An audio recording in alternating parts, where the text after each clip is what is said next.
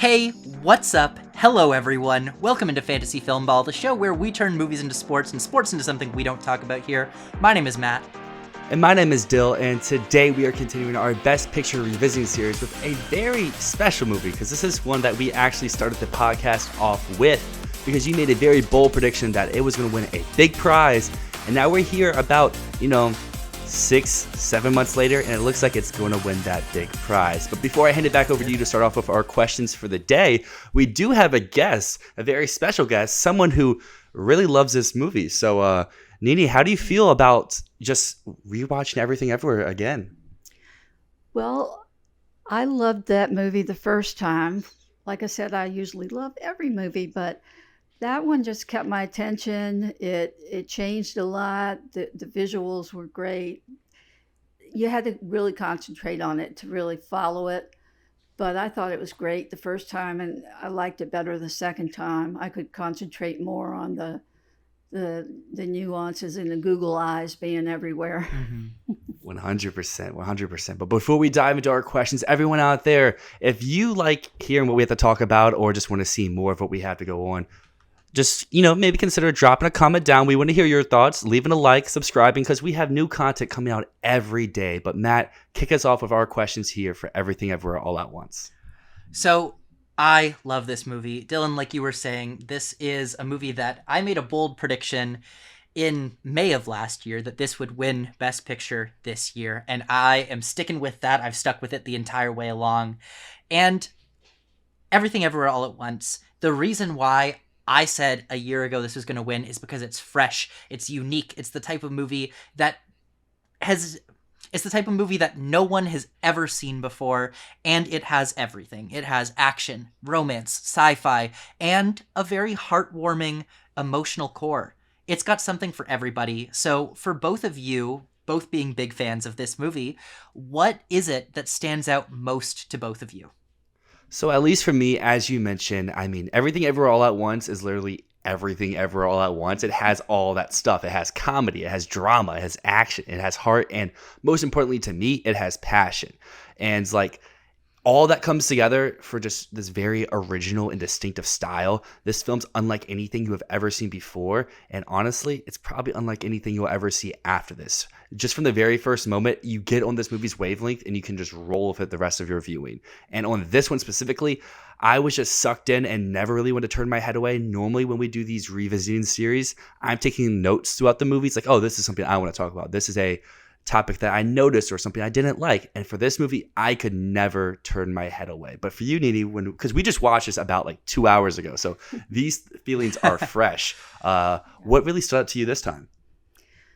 Well, what really stuck out to me this time, I could concentrate more on the changes and what was going on in each one of those scenes, because you'd go from instance to instance and they would flash back on other scenes like the chef's hat and the karate or whatever that was. But I could concentrate on it more the second time around and really appreciate how they were mixing all that together. And I'm not a very technical person, so. You're all good. No, that's a great answer, because this movie, it really is one that rewards revisits. I think the second time I watched it, I noticed that the Google eye and the bagel are yin and yang, and it's about the outlooks of life. It's either positivity with a little bit of darkness, the eyeball with the little black dot in the center, or it's negativity with a little bit of light, the bagel with the little dot of light in the center of it. And that just blew my mind when I saw that, even down to the movie starting with the washing machine looking like a big googly eye. It's just, there's so much in this movie, and it's so fun to rewatch because of that. And to me, honestly, I think the emotional core is what stands out the most for me. Truly, this isn't just a crazy action movie with wacky sci-fi. It's a movie about a mother and a daughter. And what's more relatable than that? It's about a family and about the bonds of a family. It's so beautiful. I've seen a lot of people on the internet saying that this film exclusively appeals to people in Dylan and my demographic, under 35s, with its absurd humor, inappropriate jokes. And for a while, people were just calling me crazy when I was saying that it could win Best Picture, because people said it wouldn't appeal to Academy voters, it wouldn't appeal to anyone over 35.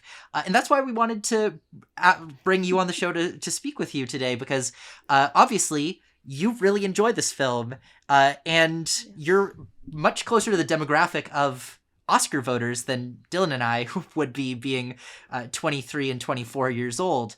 And so I want to ask you, did this movie ever feel too weird to you? Did you get it on first watch, or, was there anything that was too weird about this? Well, I was a mother of two daughters. I still am. They're still with us. One of them is Dylan's mother. And I was a single mother of two daughters for a while. So I really do get a lot of the emotion that the mother was showing, as well as the daughter, because I have been a daughter too. But as far as the quirky and inappropriate jokes, recently Dylan took me to see Jackass. It was my very, very first Jackass of any kind. I'd never seen the TV. I've never seen another movie. And my basic feeling of that movie was that it was a bunch of grown men mutilating each other's genitals just for a laugh. And sometimes I had to look away. But because that some of that is what I would call inappropriate. The stuff that was in Everything Everywhere All at Once was pretty harmless. I thought it was actually funny. You had the penis weapons that Joy was throwing around, and you had two men that jumped butt first onto medal award statues. Those were probably the two most inappropriate things I thought, and I just laughed. So Yeah, I mean, for the record, we saw Jackass Forever around the same time we saw this last year. So clearly that movie stuck with her for nearly a year, like this one has as well. But For as different Matt reasons. as Matt mentioned before, I am in the younger demographic. When I first saw this movie, I was 22. I'm now 23, and it's definitely weird, but not to a fault. I mean, you have sex toys, you have kooky camera movements, the aspect ratios changes throughout, the barrage of costumes and hair and makeup choices. But like I mentioned before, it's all for the better. So to answer one of your original questions, Matt, yes, to me, this would be the weirdest Best Picture winner of all time, even trumping the fish sex movie from a few years ago of Guillermo del Toro's Shape of Water. Yeah. Well, something I also learned recently is that Evelyn is meant to be a woman with undiagnosed ADHD. And that's why there's so much bouncing, because it's meant to not simulate, but it's meant to show how it can feel sometimes to live inside the brain of just ADHD completely let loose. Mm-hmm. And ultimately, I think it really succeeds at that in a very funny and endearing way. And Michelle Yeoh does such an amazing job, of course, at portraying that and portraying Evelyn and finding that emotional heart of the movie. But all the acting performances are amazing. So I want to know who each of your standouts were, and who did you connect with the most in the movie? So to go first here, I think this is a really tough choice because, as you mentioned before, Evelyn's great, Joy's great, but for me, it has to be Ke Kwan's soulful and heart-wrecking performance as Wayman. Like, Michelle Yeoh may be the face of the film, Jamie Lee may be the champion, Stephanie Sue is the joy, but Wayman's is this film's power, it's its heart, it's its soul, and its passion. He presents humor, drama, action. He just gives it all to us, and truly, this is like a 4-quadrant performance in a once-in-a-lifetime type role, and I'm just really happy. I know like you and I both immediately from the jump said, hey, he's going to win supporting actor, but I'm glad it's actually happened. That wasn't just like a wishful thinking. So, Nini, what about you? Well, I have to agree with you. I related to the women in the film quite a bit, but to me, it was Kwan, because he changed characters in like a matter of seconds right before our eyes. The first time it was in the elevator, and his demeanor, everything about him just changed on a dime. Um, he was also funny, and then he would be sad. And I have to say, he was really, really hot in the movie theater scenes in that one universe. He had the suave, good looks and mannerisms of a golden years of Hollywood leading man. Um, I just thought, and plus, I remember seeing him in the Indiana Jones movie and the Goonies movie, and in a lot of ways, he's really come a long way. And in other ways, he reminded me of that little boy. I guess I'll give a shout out to not just Michelle Yeoh, but Jamie Lee Curtis. Stephanie Hsu, I think, is amazing and would be my favorite supporting actress performance from the movie. But I just want to give a shout out to Jamie Lee because she's done so much for this movie in making sure people watch it and take it seriously. But she's really funny and she's transformative. If you didn't see the credits, if you didn't know it was her going into it, you would never know this was her. She's such a chameleon in this role, and she's so funny, and it's just clear she loves this role. She's having so much fun. But aside from the acting, so much has to be said about the design of this movie, from the costumes, those amazing, amazing costumes for Joy, as well as the production design, the music, the makeup, and the editing. It's just so clear this is a labor of love from every single person involved in the project, all the way from the beginning to the very end. So I want to know what some of your favorite bits of visuals or sound, or what were your favorite design elements of this movie? Because for me, it's the costumes. So I know that she's going to talk a little bit more about my specific favorite, but to give a shout out to another thing, it has to be the hair and makeup choices. Like, they're so distinctive, they're so stylistic throughout the movie, whether it's on Joy or the barrage of other characters that you meet, maybe just for a scene that pop up throughout the film. But I just want to touch on like the score, because we talked about this last week, and I will say I noticed it more this time, not to the point of what everyone else seems to be getting with it, where it's like clearly they're number one for the year for either the song or the score, but I at least got the nomination, and to me it's not like a completely out of left field type of thing. But I'm going to hand it over to Nini because she's going to talk about my actual favorite thing about the movie. Well, off the bat and throughout the whole movie, I was just really impressed by all the different looks they gave Joy's character. That was so creative and so colorful, and I saw things on her that, it wasn't copying Lady Gaga or anything like that. It was unique and different and new. But I have to say, my heart was really lost to the old-fashioned mechanical raccoon. Yeah. It was kind of absurd how ridiculous it was and how old-fashioned it was. But I think that's what made it so memorable and so funny and almost heartwarming, because the chef loved his little raccoon. I mean, Raccacoonie had all of our hearts, and to back on that, yeah, the costume work was great on Joy. There's just so many memorable stuff, and I love how our Oscar for best costume design is going to come down to who has the better Elvis costume, Jobu Tupaki or Elvis himself. Oh, it's Jobu Tupaki for sure, in my mind at least. But yeah, I mean, you guys mentioned some great stuff. I guess I realize I forgot to mention before the visual effects, which I love, and it's so scrappy and so creative. That's what it all comes down to. You can tell they might not have had the most money for all of these things, but they sure had the best spirit. They sure had the most heart. If any movie deserves an award for team spirit, it's this one. You can tell everyone just loves what they're doing. You can call it a small movie with a big heart. It is a small movie with a big heart. And a narrative around this movie all year. I mean, to Leslie and Andrea Riceborough, they have the narrative for being a small movie with a big heart, but the narrative around Everything Ever All at Once this year is that no one has ever seen a movie like this before. And like you said, we might never see a movie like this again.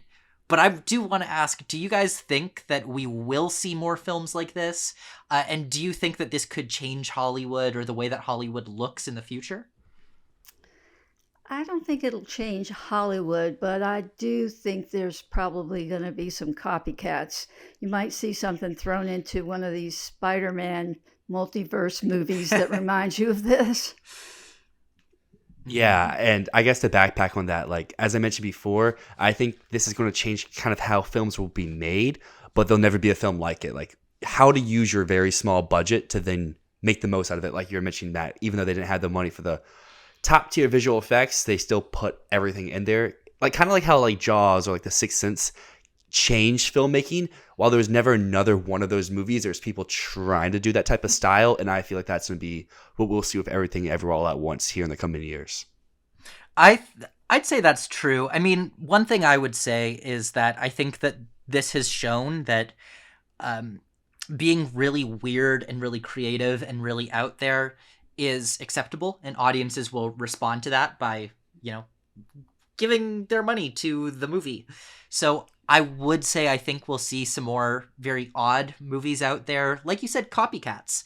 But also I think that in Hollywood for a very long time, there's been this idea that making a movie with Asian leads is not profitable and that no one wants to see that. And that's been changing over the past few years. We got Shang-Chi, we got Crazy Rich Asians, but I think that this might be the final step that's needed to show that a movie with Asian leads can be a huge box office success and can win a ton of awards, and that people want to see Michelle Yeoh doing amazing, amazing things. Now, it's obvious that the early believers who said that this movie would be way too weird for Hollywood are wrong. This is absolutely dominating the Oscar season this year in a way that I don't think has happened since Return of the King. It's that level of movie. If this was the 90s, this is Titanic level for Oscar success. So obviously, we didn't know that this was going to have the success that it did with Academy members. Why do you guys think that this movie has connected so well with voters, as well as the general audience? At least for me, I've watched this movie now with 4 different people, and each person's reason for why they love it is all different. I've mentioned mine before. My friend Ashton loved it because of its humor. My friend Marcus loved it because of its dramatic moments. My granddad called it like the best movie he's ever seen, which is a pretty big tale because he doesn't watch a lot of movies, statement. And when he does, like that's just a big statement. And well, my grandma, she's sitting next to me, so I'm just gonna let her say why she thinks this connected with her. Well, I think maybe we just needed something that was really fun and more happy than sad, and just totally fun. I think with COVID and the war in the Ukraine, all of these negative things going on, it was just fun to sit and watch that movie. And I think that's the same for people of every age. I have to agree with you. I mean, something that I definitely see in this movie is that it shows the goodness in humanity and the goodness in people, and gives us a choice to either sit here and see the bad or to be Waymond, or to just be a rock. It gives us so many choices and says, life is what you make it. And it might not have much meaning, but that means you can do anything. And I think that is such a beautiful message. But I would also say something that I've been thinking all year long, and why I've been predicting it for so long, is that this movie feels like the type of movie that I think every filmmaker has always wanted to make, but has never been brave enough to. It feels like the type of dream movie that everyone says, oh, if a studio would just give me a blank check, this is the type of movie I'd make. And I think so many people connect with it because they see that sort of youthful energy, that sort of drive to do something crazy and unique and tear everything down and build it from scratch. I think a lot of filmmakers and Academy voters really see something special in that. And like you said, I mean, Coda last year also, I would say, won the Oscar because people just want something that makes them feel good. There's so many things that are so negative in the world right now. And it's so nice to go to a movie theater and see something that makes you smile, that makes you cry, but not sad tears, makes you cry very feel good tears. And a movie like Everything Ever All at Once, it feels good. So the last question I want to ask about this movie is, what Oscars do we think that this could win? Because it's definitely winning a solid handful, maybe the most that we've seen in over a decade. What do we think it's going for? Because I'm saying Best Picture. I'm locking it in. It's winning Best Picture. Well, I owe you your flowers because yes, it's going to win Best Picture unless a massive upset happens. Because like you can even point to like the recent years when an upset has happened. Look at La La Land. Look at Roma. Those movies had a clear number two. There is no clear number two right now. So I think it's taking picture. It's pairing that with director, supporting actor, and that's its floor. Then it has a strong chance to win actress, editing, and screenplay. Because specifically on this time around, there's just so many quotables from this movie that I feel like really help elevate it over Banshees. Because like the one that sticks with me the most was is the quote Wademan gives actually near the end of the film when he's looking dashing, as you said before, in his nice suit. But when he says, in another life, I would have just really liked to do laundry and taxes with you. And that just really speaks to, I think, his character. I think that should be his Oscar clip that they used when they're about to present him with the award. So I think screenplay, I think I'm switching over to screenplay for my personal predictions. And then I think if it really overperforms, Jamie Lee and supporting actress or even score could come along with it. What about costumes, Dylan? I'm still rocking with the King of Rock. Well, I'm kind of with Dylan. I think it's going to win Best Film and probably Director and leading actress and probably supporting actress and definitely supporting actor. I think that he could have even been nominated as a lead actor, but he would have had a lot more competition, of course. I think the editing was what really caught my eye, how they just kept piecing these things together, and it was so fluid and fun to watch. But, you know, I do want to remind you guys about Power of the Dog. It was supposed to win everything last year, and I think it got supporting actor. It just got director. Oh, it got director. Okay. I knew it did not perform the way they thought it was. So if there's going to be a sleeper movie this year, one that people are not expecting to be up in there, I think it would be the Banshees of Inisherin. Yes, what he said. Yeah. It was just, to me, more of the type of movie that the Academy likes because it was so quirky and artsy and deep. It was very deep. So if there's a sleeper, I think that might be it. I would have to agree with you, but I guess the difference is I know I was predicting Coda when it came around to the Oscars. And the reason was, at this time, we'd already seen The Power of the Dog lose a couple of awards to Coda, which Everything Ever All at Once has won this year. So at this point, so far, Banshees hasn't been able to beat Everything Ever All at Once yet. But we'll see. I mean, All Quiet on the Western Front also has won some big awards. But I guess I'm going to go with what Dylan said earlier. There is not a very clear second choice, right? In previous years, last year, it was The Power of the Dog, and Coda was right there. As well as, you know, there's Parasite in 1917, Green Book and Roma, and there's usually a second place movie. It makes me think right now of Nomadland, because that year, I don't think that there was a very clear second choice. Yeah, I would have to agree. And I think with Nomadland, no one knew who second was until after the awards show. Then clearly it was the father with winning actor and winning adapted screenplay. But I guess to wrap us up here, any final thoughts? No, I'm just so glad to have you on the show and to hear that you really loved this movie, because I just love seeing people share the love for this film. It's such a feel-good movie. I love it. And thank you for coming. I am a child of the 70s, and we all rocked quite a bit. So that scene with the rocks and the subtitles talking about the meaning of life on top of the hill, what's not to love? 100%. So for everyone out there, definitely drop a comment of what you loved about Everything Ever All at Once, because clearly we all had different things that we adored about this movie, and I cannot wait to hear what you think about it. But until next time, my name is Dyl. And my name is Matt, and this is Fantasy Filmball.